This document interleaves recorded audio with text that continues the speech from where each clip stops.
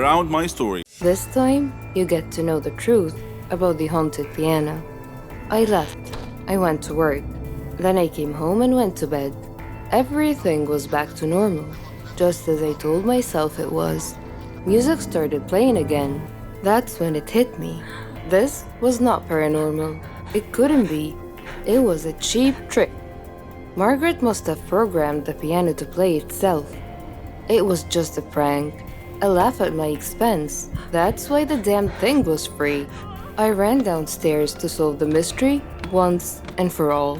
Like clockwork, as soon as my foot touched the bottom step, the piano stopped playing. I walked over to it, confident in my new theory. Upon opening it up and exploring all of it, I was surprised by what I saw. It was just a normal piano. Nothing extra was added in its creation to make it play on its own. My calmness was not calm anymore. I stared at the red wood and ivory keys before me and almost felt compelled to ask, "What are you?" Instead, I remained silent. This silence, however, was quickly interrupted by the sound of music as the piano began playing itself once again. I wanted to run, but fear kept me still. I watched the horror unfold. The keys were being pressed down hard, controlled by an unseen force. A haunting peace filled the room as pictures fell from the walls. The house began to shake around me. My eyes darted back and forth in fear. But then I noticed something outside.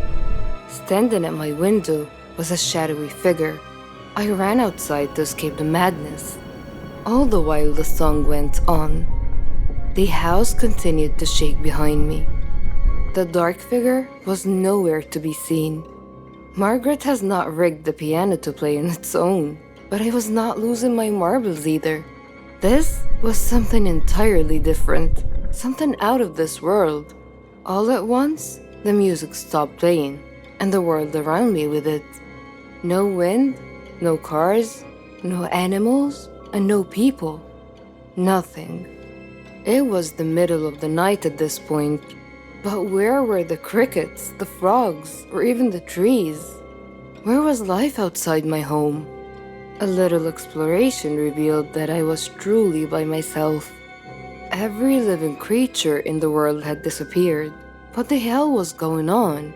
Why was this happening? I returned home, hoping for answers, but instead, I saw an unsettling sight. It was so dark, I almost didn't see it. Standing completely still next to the piano was the same silhouette from my window.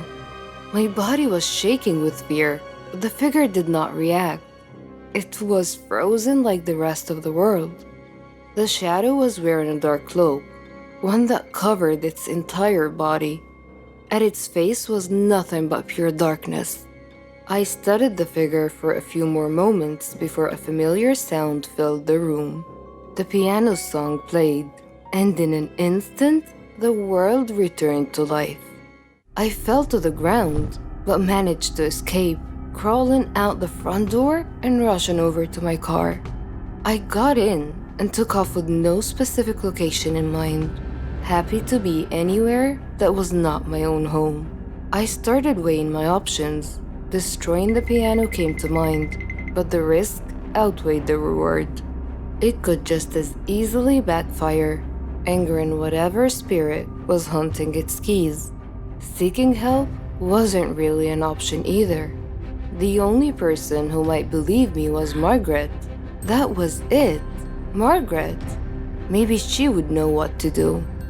It was late, but I didn't care. I drove over to her place. The dark figure was there, standing at her door. Before I could turn in the opposite direction, it grabbed me by the arm with its bony fingers. Its strength kept me anchored in place, and then it disappeared. I had no choice but to return home. I hesitantly stepped past the piano and walked up to my bedroom, where I locked the door and fell into bed, mentally exhausted. I would not have even a moment of peace. as the song started up again the second my head hit the pillow. But I remained still, sick of the repetition. The banging on my bedroom door that followed, however, succeeded in freaking me out. I jumped out of bed and pushed my dresser to the door, and I hid under my sheet. The banging persisted, but I chose to instead focus on the song, allowing myself to properly listen to it for the first time. Surprisingly enough, it was beautiful. Dark, but beautiful. Its melody soothed me, relaxing me to the point that my eyes grew tired. I fell asleep and I had a dream. The dream world I found myself in was different. It was overwhelmingly vivid and real. Words like surreal and otherworldly just don't cut it. The awareness I had is also difficult to explain. I was completely aware of my surroundings in the sense that I could feel everything about them.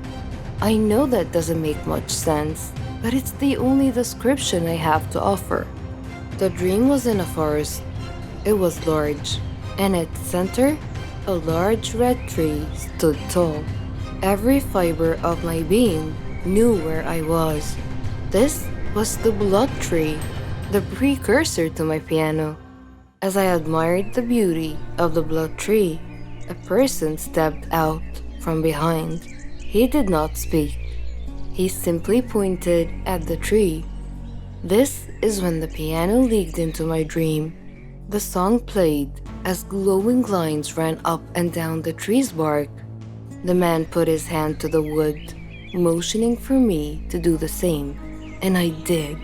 It was an incredible sensation. My eyes were filled with visions, a glimpse into the blood tree's past. Its bark wasn't always red. Native habitats came up to the tree every year. They would slice their hands open and place them on the tree's trunk. Their blood then dripped to its base, representing the lifelines of their people. It also signified becoming one with nature, feeding the tree life from within. It was the anchor that kept their community together. This is where they gathered and enjoyed life. A place free from worry, a safe place. This was also where the natives buried their dead. After that, one of the elders would play a song, the same song my piano played every night. It was their song of death. When it was all over, a final offering of blood was taken from the fallen and painted on the blood tree, granting their spirits safe passage to the afterlife. When the vision stopped, my new friend released his hand from the bark and pulled out an unusual instrument. He began playing the song of death, but then stopped. He handed it to me and motioned for me to play instead. I wasn't sure what he was up to, but felt no need to deny his wishes. With little practice, I was able to get the hang of the instrument and play the song. As I played, the blood tree began wilting, its bark changing from red to black. My friend was ecstatic. For one reason or another, this is what he wanted. It wasn't until I woke up later in bed that the pieces of the puzzle clicked into place. Margaret's grandfather had taken away the natives' headstone. He violated their connection to nature as well as with one another. The tree and its spirits had to be put to rest, and once and for all, there was only one way to do this. I can't explain how, but I knew I needed to play the Song of Death on the piano, the whole way through without interruption. It was the only thing that would break the curse. I ran downstairs and put my plan into action. When my hands touched the keys, the house violently shook, knocking frames and furniture all over the place. I kept my composure. Out of the corner of my eye, I saw the dark figure standing at my window again. Still, I continued. I had an obligation to preserve, if not for the tree or its ghost, then for myself. The nightmare had to end. They roamed around the room, sometimes next to me, other times breathing down my neck. I paid no attention on the outside, but my bones were shaking. I had come too far to lose my balance now. Just as the shadowy figure sat next to me at the piano, I struck the final note of the song. The madness around me stopped. I turned to the figure beside me, and it was the native from my dream. He threw me a thankful smile before vanishing. My work was done. Months have passed, and the piano remains in my living room, quieter than it's ever been before. I even play it from time to time. If there's one thing you can take away from my experience, it's to be mindful of the things that make sounds at night. Try your best not to be frightened, and please let this tale be a warning to you. Don't ever buy strange things from Craigslist. You'll thank me later. I am addicted to food. I suffer a lot. I need help. I've tried to give up, but I fail every time. Hamburgers. Who can give up eating hamburgers, especially with barbecue sauce? I didn't mind this kind of addiction, but I'm getting ahead of myself. Let me begin by introducing myself. I am Patricia, 15 years old, living with my parents and my brother. I lead a quiet life. No interests, no hobbies, except for eating, that is. Food is my faithful friend. It never leaves me. It is my partner, my soulmate. But having food as your soulmate has insidious side effects. A dark side, if you will. It denies me a healthy life, robs me of the energy to play, and causes me to sleep excessively. I would much rather stay at home with a bag of potato chips than go out and exercise. My soulmate ultimately betrayed me, though, last Thanksgiving at my granny's home. She lives in a state nearby. Granny was a clever doctor and an excellent cook at that. She could conjure up something really delicious. On that day, she had prepared barbecue turkey with nuts and other secret recipe ingredients. The taste was so great, as if it had descended from heaven itself. I felt like I was fighting a food war, and I had to win at all costs. I ate and ate and ate. I don't know why, but I just couldn't control myself. I attacked that turkey like it was the last on the planet. But every culinary war with a worthy adversary, such as the barbecued turkey, has its own unique type of casualties. Suddenly, I found myself unable to breathe. I fell to my knees and passed out. The turkey had won. I woke up later in the hospital, though, still clinging to an unfinished turkey leg. The doctor told me that I was gaining way too much weight. He said that I should be put on a diet. Diet? Man, how I hated that word. It hung over my head like the sword of Damocles. It meant depriving me of my passion, my reason for living. I considered eating vegetables in small amounts to be the worst form of cruel and unusual punishment, the worst form of torture imaginable. Imagine thinking of a wonderful, greasy, cheese-laden pizza with all the toppings and then suddenly opening your eyes to find a healthy green salad bowl. But I had reached a turning point in life. One day, my brother was playing on the street, while I was sitting at home gazing longingly at a tempting piece of cheesecake, just sitting there, taunting, daring me to eat it. I struggled mightily to resist the urge, but in the end I succumbed and wolfed it down like a starving animal. Shortly afterwards, I began feeling dizzy, but I was unable to call for help this time, and then I passed out again. I was taken to the hospital. While lying in the hospital bed, half conscious, I overheard the doctor say to someone, "She needs to stop eating or it will be the death of her." I thought to myself, whoa, death? So I made up my mind right then, right there. I resolved to fight a new war, a war against my appetite. On our way back home, I told my father that I wanted to see a nutritionist. He was delighted to hear that. Later, at the clinic, the doctor welcomed us in. She told me how to overcome my eating fetish. She gave me a strict diet regimen with a schedule full of healthy meals. I kept telling myself that winning this war was possible. I simply had to be patient and persevere. I stuck to the strict diet and did some physical workouts. My parents supported me wholeheartedly. I was enthusiastic. I can totally do this. A week passed quickly, and I eagerly visited the doctor to receive some good news. When the doctor weighed me and told me that my weight hadn't changed at all, I was crestfallen. She looked at me and asked me, how was this possible? I told her I didn't know because I was following her diet thoroughly, though it did require a tremendous effort on my part. Another week passed, and again I went to the doctor. The results were the same. She said to me, Patricia, are you sure you're following the diet I prescribed for you? I said yes. She sat there wondering.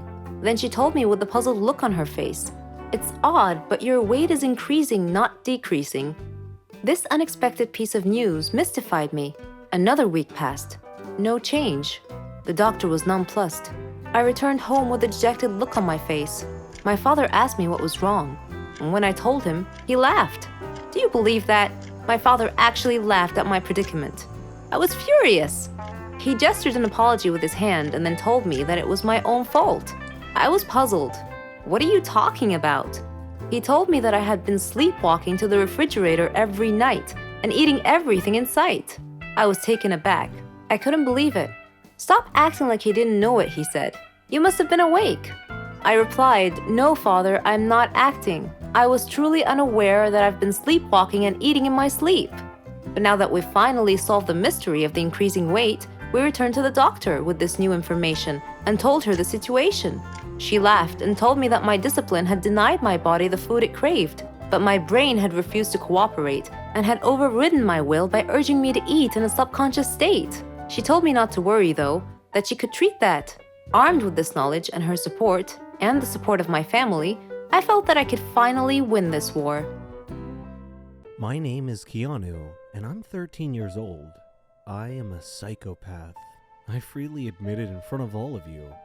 I attribute my sickness solely to my father, because any story about a cruel father pales in comparison to my father. He would abuse me physically, mentally, verbally, and emotionally in every given moment. He left no stone unturned in this regard. He would beat me into unconsciousness. He accused me of being the cause of my mother's death, who died during my childbirth.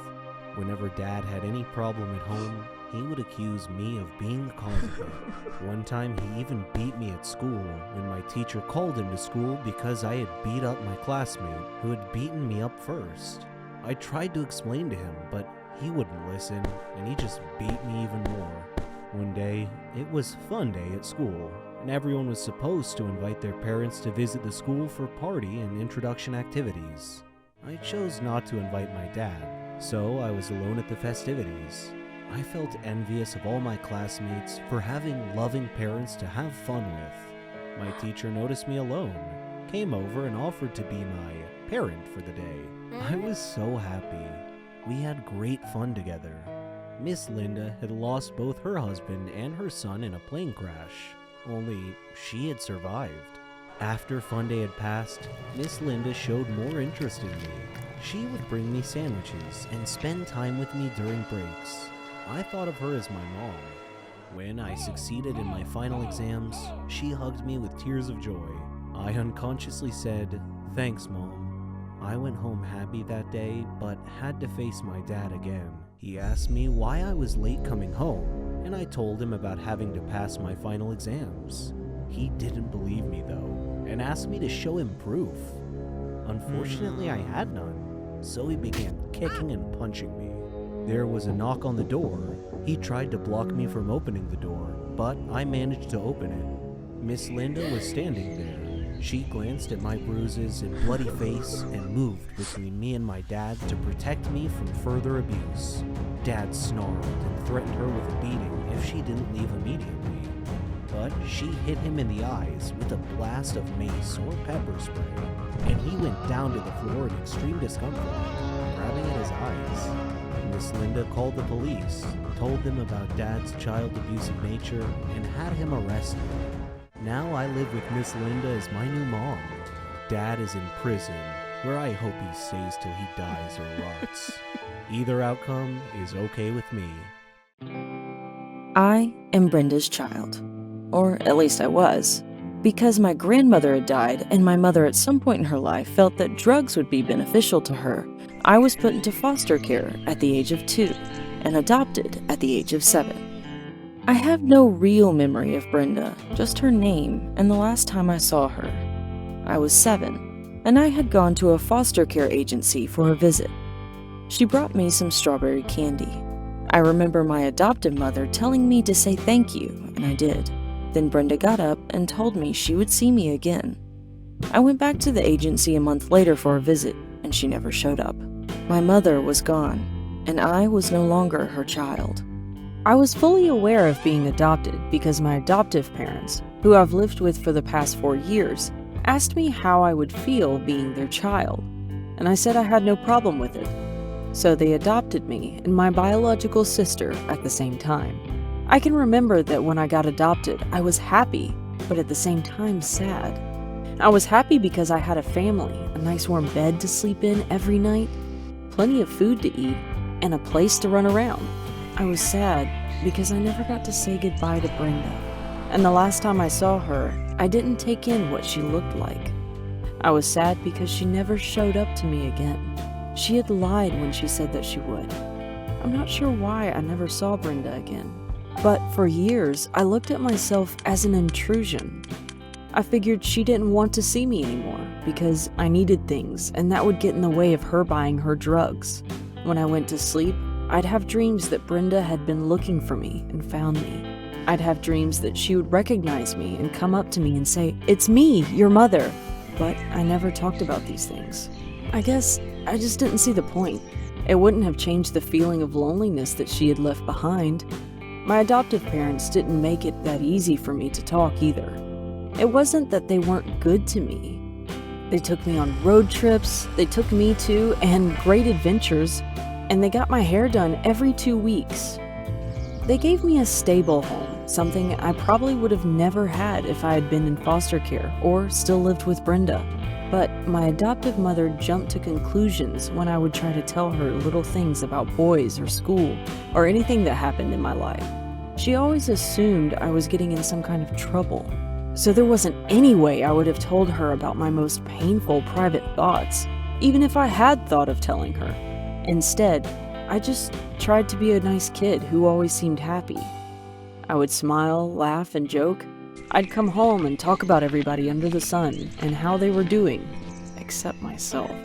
I didn't want my adoptive parents to feel as if I wasn't appreciative or that I didn't love them, so I tried to act as if everything was good. When you're adopted, you feel like your adoptive parents at one point or another are going to expect you to be grateful. You imagine they're thinking, "We could have left you in foster care." And I was grateful, but there was still a part of me that was angry at having to be grateful for just being their child. There was a part of me that didn't trust their love. A part that said, "What makes you love me when my real mother didn't love me? What's so real about your love?" When I was angry, I expressed my pain by either writing or acting out, or sometimes both. At school, I had a quick temper.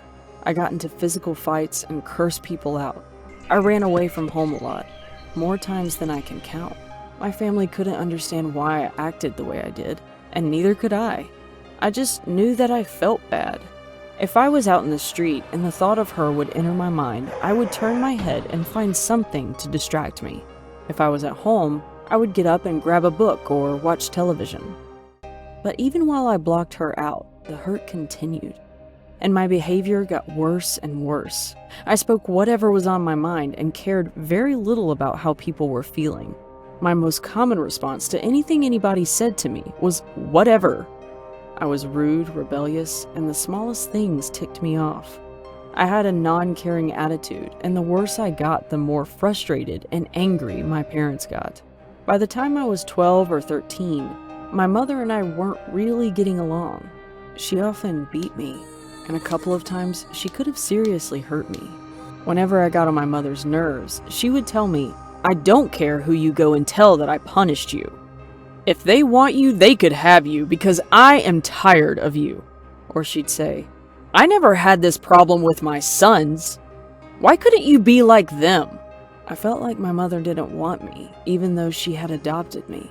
I felt that she wanted a replica of her children, who didn't act out so much and didn't get in trouble in school standards I could never live up to. It didn't help that much that my extended family never really accepted me. Every Christmas, they acted funny towards me. I found out later that some of them never wanted my adoptive parents to adopt me in the first place. When things got really bad with my mom, I went to one of my aunts for help, and she threatened to call the police on me for running away. She didn't like me, and the truth is, she didn't like my mom either, and she just didn't want to be involved. I ran away for the last time when I was 14, even though my mother wanted me back. I felt she had put me through too much to return. I rejected the only family I had had for the last 10 years, a family I had come to feel didn't want me, but just put up with me, even though my mother wanted me back. I felt she had put me through too much to return. I'm 19 now, and I've been on my own for the last 5 years. I've lived with a friend, I've lived on the streets, and I've lived in a foster care home. I've grown a lot, but I haven't really come to terms with my feelings about being given up or about being adopted. I have friends and other people who support me now, so to a large extent the feelings of loneliness have disappeared, but my anger has not. Instead of blocking it out, I talked to my boyfriend about it and tried to make sense of it all. Maybe one day I will forgive and forget, but right now I feel like the only true family I will ever have is the one that I will one day start. I do have some contact with my adoptive mother. Sometimes I talk to her when I call my sister, who still lives with them. My mother wrote me a letter apologizing for the past, and she has even asked if she could come to my college graduation. I'm thinking about it, but I'm not sure I can forgive her yet for all the things she said and did to me that really hurt. I don't think I will ever forgive my extended adoptive family. They weren't there for me and my mother when we were having troubles. They didn't stick by me. They made me feel like they never wanted me. To this day, I carry around with me this feeling of not belonging, and this feeling of wanting to belong. When I was younger, I was able to block the memory of Brenda out of my mind, but now it's not so easy. I look into the mirror and I want to know who I look like. If the children I intend to have one day ask, "Mommy, what was she like, your real mother?" I want to be able to answer that, or I'd like my kids to be able to ask her for themselves. It seems like the chance of finding her are as slim as the skin peeled off an apple, so I gave up on that. I realize I may never find her. I'll have to accept that. Still, I want to find her, and the thought of her comes into my mind often. I am angry at her. I am angry because she lied to me, and I am angry because she left me. But I still believe that even if I found out that Brenda was not alive or even in jail, it would bring a sense of closure. It would fill up that empty space in my heart. Do you guys think I should keep looking for her? Or is it too late? Hello, my name is Benjamin and I'm 17 years old. I am sitting in a court waiting to hear my sentence, my punishment. When you listen to my story, you may pity me. My story started 3 years ago when my parents died in a train crash. My father was a businessman, and my mother was just a housewife. The news of their death was a big shock to me because I couldn't imagine my life without them. I was forced to move in with my grandparents. The hardest period of my life was about to start. My relationship with them wasn't that close. They lived in a city far away from my home, so I visited them in the past, only a few days every year. When I heard my friends talking about the generosity of their grandparents, I wondered why, because mine never gave me any presents or showed me any kindness at all. My grandparents lived austere lives, so living with them was hard for me. They were stingy and cheap. Despite living in a villa, we all ate plain meals that barely supplied me adequate nourishment. In addition, we only ate one meal a day. I was always hungry. My room was infested with insects. The furniture was worn and torn. They paid the servant a minimal wage, so her work was minimal as well. I would always sneak into the kitchen to steal anything I could find in the fridge to eat. When I asked my grandparents why they were living so minimally, they said it was because they were saving money for the future. When they eventually figured out that I was stealing food from the refrigerator, they locked it closed at night. Do you believe that? One day, when I entered the study to speak with Grandpa, his safe was open and I glimpsed gold bars, a hefty pile of cash, and a mound of jewelry. When he saw me enter, he slammed the safe closed and gave me a cold look. At midnight, I happened to go to the bathroom, and while returning to my bedroom, I overheard Grandpa say, "Eat fast before he wakes up." I looked through a slot in the door to see them eating delicious food. Grandma said, "I don't know why you insisted on letting him move in with us." He replied, "Well, I couldn't let people see me abandon an orphaned grandson." She said, "I wish I could wake up one day and find him gone." Her words were like a knife through my heart. I decided then and there that they deserved to die. I wished that they had died instead of my parents. I waited until they went to sleep.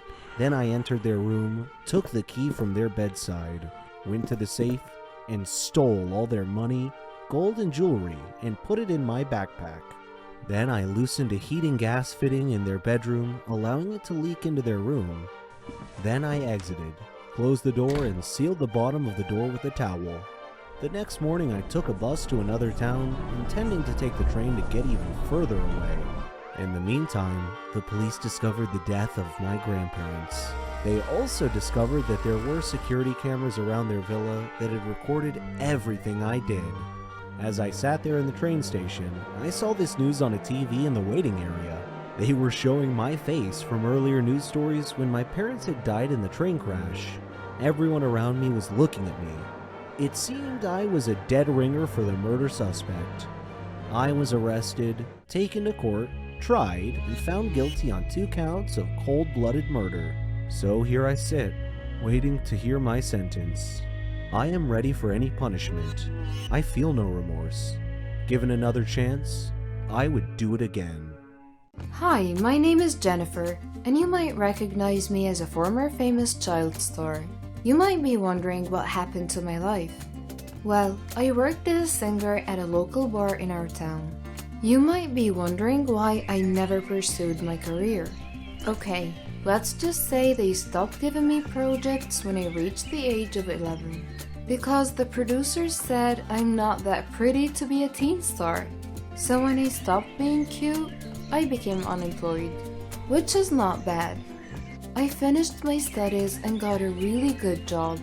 Also, I have an amazing boyfriend. He's a lawyer and he comes from a very prominent family. But I have this habit of ruining everything that is good for me. I don't know if my boyfriend is still gonna talk to me. You're probably wondering why. Because I just ruined the engagement party of his brother. I was extremely at fault for this. It all happened because of my insecurities.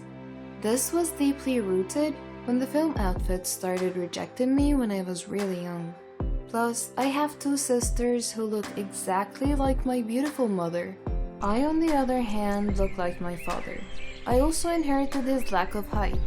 Don't get me wrong, I'm not ugly. I'm just not that pretty. And my sisters always make fun of me. But I'm extremely talented. When I sing, I get a lot of tips from people. My employer always gives me extra cash because a lot of my fans go to his bar on a regular basis just to watch my gigs. This is where I actually met my boyfriend Sam. Anyway, before I proceed, kindly make sure you hit the subscribe button. Who knows, you might just win a free ticket to one of my concerts someday. I will start telling you this story by how Sam and I met. One night, I was at the bar and singing at the top of my lungs. Then after the performance, all of the customers applauded and requested more. Then, a drunken guy grabbed me by the arm and started to harass me on stage. To my disbelief, I just found myself hitting the guy with the microphone. Sam also happened to be there. The drunken guy and I ended up at the police station. The drunken guy sued me. Turns out he's the son of a very powerful politician. But Sam represented my case and they dropped the charges. That was mainly because there were a lot of witnesses and they testified that I was attacked first. Since then, we became really good friends, and eventually, our friendship blossomed into a beautiful romantic relationship. Sam is a super great guy. He didn't give me any reasons to get jealous from any other woman. But also, I realized that I don't know anything about his past. I never really got a glimpse of his world because whenever he asked me to meet his friends or his family, I chicken out. I always take work as an excuse. I always say, I have a gig, brain check, and that's my usual response. Then one time he told me that his mother just came back from a super long trip and that she's interested to meet me. Well, we've been dating for almost a year, and I ran out of reasons to dodge the situation. So I said, yes, let's do it. Before the weekend, I went to the mall to buy a new dress for the meetup. I was able to buy a nice long black dress, and I bought some accessories as well. I really wanted to wow Sam's mother so she would like me for her son. I cannot bear the thought of losing him. When I was done shopping, I went to the burger shop and bought one for a takeout. I noticed that it's already 4 in the afternoon. I didn't notice that I skipped lunch because I was really busy picking out my outfit. While walking, I decided to eat the burger and the mustard spilled on my shirt. I look like a careless kid and he smelled like pickles now. In my head, I was thinking that's okay because I was about to go home. Then a familiar voice called out my name. Jennifer! That was Sam. When I turned around, I saw that he was with his mom. I quickly ran to the elevator as if I didn't see him. What am I gonna do? I don't want his mom to see me like this. I want her to see me at my best. But then the elevator was too slow. And eventually they caught me. Mother, this is Jennifer, my girlfriend, said Sam. Hi, good afternoon. I responded while shaking. I lifted the paper bag so it would cover my stained shirt. Nice to meet you. Well, his mother is nice, but still, I don't want her to judge me. I look and I smell like crap. This is not an ideal way of meeting your boyfriend's mother for the first time ever. I got so pissed. I'm looking forward to lunch tomorrow. Do you have any dish that you would like to eat? His mother asked. Anything will do, I responded with a forced smile. I know his mom is sensing the awkwardness between us, so I bid them goodbye and hurriedly entered the elevator again. On my way home, I kept playing the mall scenario in my head and I cringed every time. At home, I told my sisters what happened because I was craving some support and I would like to feel better. And even though they're very mean to me most of the time, they're still my sisters, and deep inside, I know they love me. What? His mother saw you like that? My eldest sister said with the slightest insult in her tone. If I were her, I would ask my son to stay away from you, my other sister said. I walked out, went to my room, locked it, and called my best friend Maria instead. She said some comforting words that made me feel better. Maybe you're just overthinking and it's not gonna help you, she said. Well, she was right. Anyway, I still have a chance to impress her. On the day of her lunch invitation, I wore the dress I bought at the mall and I went to the nearest salon to get stunning hair and makeup. And I was 30 minutes late for lunch because of this. Sam, his mother, and his 2 sisters were waiting for me. I apologized for being late. I noticed that they're looking at me with awkwardness in their eyes. Is it because of the dress? Maybe the heels or my makeup? Okay, maybe my hair? Or perhaps it's the elephant teeth accessories? I don't know. Maybe I'm just being too paranoid. But I must admit, I might have gotten a little bit overboard regarding my appearance. I'm way too overdressed for lunch. Hi, they greeted me. They're all very nice and they invited me at the dining area. Sam's mom introduced me to his sisters. After eating, we were all talking and the atmosphere changed into something light. We're all getting along and Sam keeps on bragging about how good I sing. I love singers. Would you mind entertaining us? Sam's mother requested. I happily accepted and sang her favorite songs. After a few minutes, I saw his mother and his sisters with their eyes wide open. They clapped so hard and complimented me. I can feel that I got the heart of Sam's mother. I knew I had her approval. Then my insecurities quickly struck. I learned that the equally beautiful sisters of Sam are opera singers, on top of being a professor and a freaking doctor. They're pretty, successful, and talented. Me, I felt like I was a big joke. I went home lonely. It felt like my insecurities bottled up even more. The next day, Sam asked me to be his date for their high school reunion. At first, I didn't want to go, but then I realized there was no point of hiding anymore. I met his family, so I might as well meet his friends. At the reunion, I literally felt like I'm the most underachiever and the most unattractive person ever. I'm getting more and more insecure because I feel like Sam's friends are looking at me like a puppy dog. Do I really look like his pet? One of Sam's friends was very nice to me. Turns out she's a big fan of mine and she knows all of my former TV shows. We talked in one of the corners for a few moments. It felt like I belonged. Sam didn't ever make me feel like I don't belong. In fact, I always hear him say how much he is proud of me. He doesn't see me as a failure child star. He sees me as a former child star who's now a great singer, and that makes me happy. I was looking at Sam from a distance, but then I saw a blonde, beautiful woman greet him. Oh, I know her. She's a beauty queen. She must be Sam's kind. I asked Linda, Sam's classmate, why is that beauty queen talking to my Sam? Oh, don't get jealous. They used to date, but everything is over between them, she said. I felt my blood go to my ears. His ex? Linda added, she's the first woman who ever broke his heart. He never had a girlfriend after her. Then it made sense why he chose you. I looked at Linda, but I didn't let a word out. I think she's trying to tell me that Sam chose an average woman because I will not be powerful enough to break his heart. And my heart bled with that thought. I thought to myself if I should break up with him, but I can't, he's too precious. On our way home, I was quite the whole right.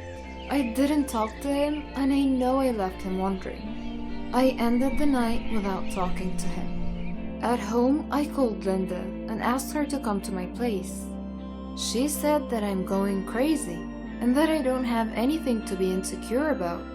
If you're really worried, then you should try the beauty pills I'm taking. It works like magic, she said. That might be the solution to my problem. There's no harm in trying. But Maria told me that the side effects are not nice, like always having the urge to pee, dizziness, and mood changes. I did start taking the pills. After a week of taking the pills, Sam got really worried, and that was because I passed out while having my gig. But I kept on taking them because somehow they magically make me feel confident. When Sam's family invited me for the engagement party of his brother that I haven't met yet, I said yes without hesitation. I feel beautiful, but I always have this urge to pee whenever and wherever. And I mean like every 5 minutes.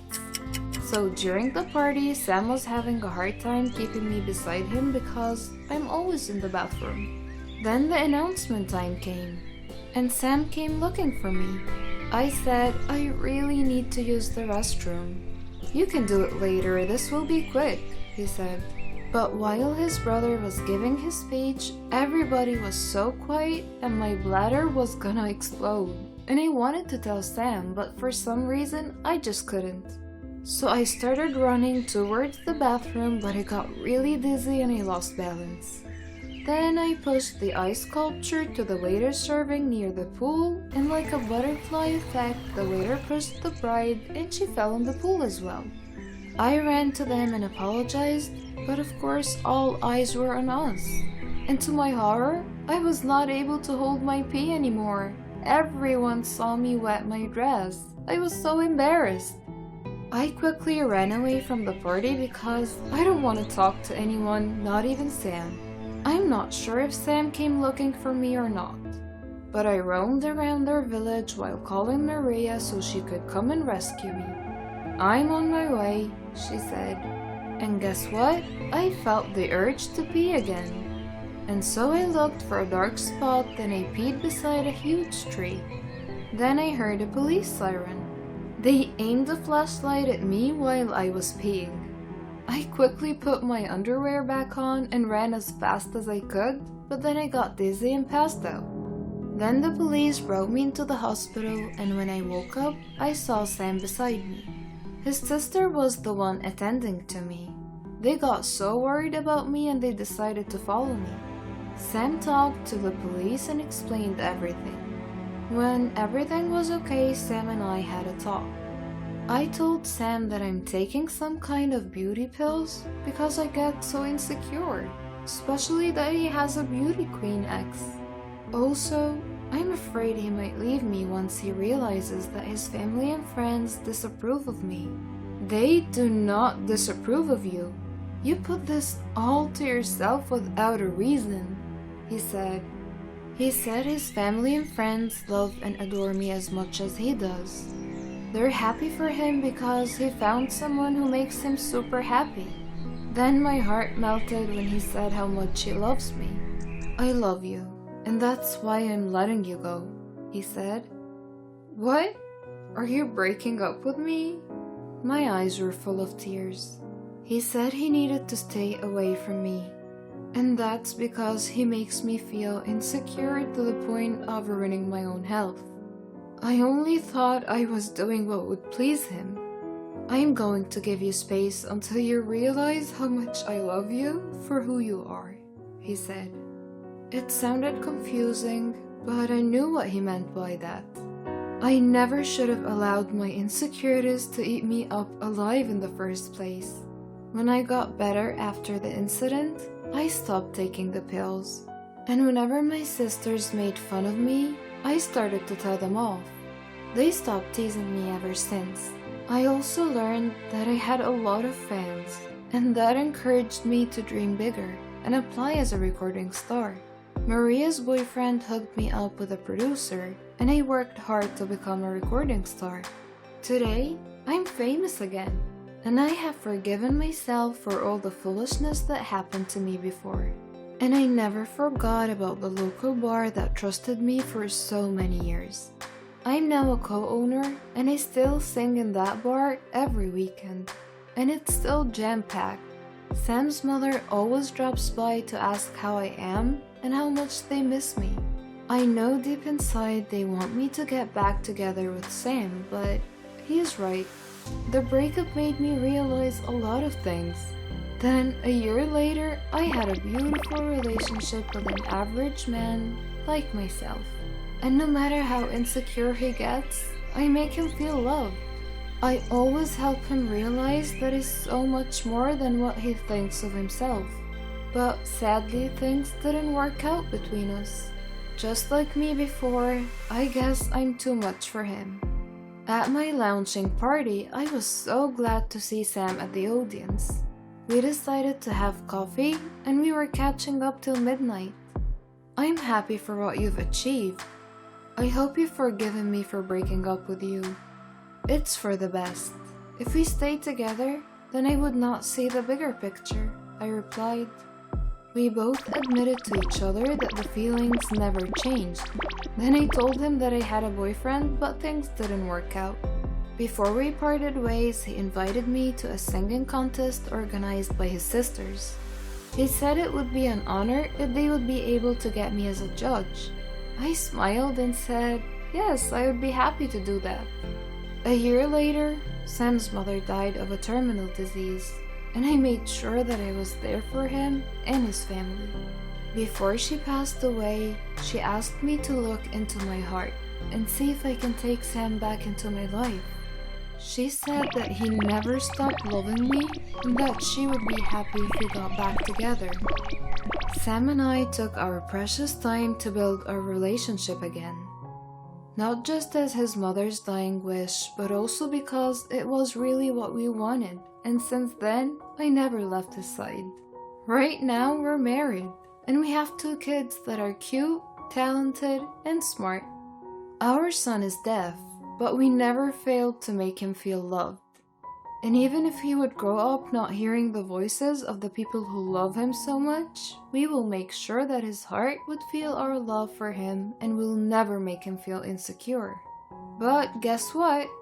He's popular on social media because he can sing like his mother, and he's got no hesitations in joining talent searches. Who knew life was so full of beautiful surprises?